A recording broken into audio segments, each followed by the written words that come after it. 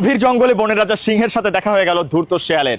শেয়ালের যদিও একটু নামডাক ছিল, সে বেশ চালাক প্রাণী, তবে সিংহের ক্ষমতা, সিংহের হাঁটা চলা এগুলো দেখে একান্তই নিজেকে তুচ্ছ মনে হলো।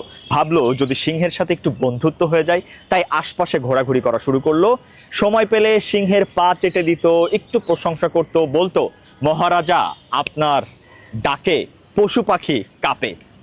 এভাবে সিংহের আশেপাশে থাকতে থাকতে শেয়াল নিজেকে বেশ ক্ষমতাবান মনে করা শুরু করলো। কিন্তু ঘটনা ঘটলো সেই দিন যেদিন জঙ্গলে আর শিকার পেল না সিংহ। তাই ভাবলো আশপাশে এই অপ্রয়োজনীয় প্রশংসা করা বস্তুটাকেই আজকে খাদ্য বানাই। এক থাবায় সিংহ প্রাণ নিল এবং খেয়ে ফেললো। বড় অফ দ্য স্টোরি কি জানেন? ক্ষমতার আশপাশে থাকতে থাকতে কিছু ধূর্ত মানুষ নিজেকে প্রকৃতপক্ষে ক্ষমতাশালী মনে করে। যুগে যুগে ইতিহাস বলে যারা ছিল ক্ষমতাশালীদের পাশে, কোনো এক সময় ক্ষমতাশালীরাই তাদেরকে গ্রাস করেছে। কারণ ক্ষমতার কাছে আপনি যখন নিজেকে বিলিয়ে দিবেন, তখন এই ক্ষমতাই কোনো এক সময় আপনাকে গ্রাস করবে। বুদ্ধিমানেরা কি করে জানেন? বুদ্ধিমানেরা নিজের আত্মসম্মান বজায় রেখে মানুষের সাথে মিশেন।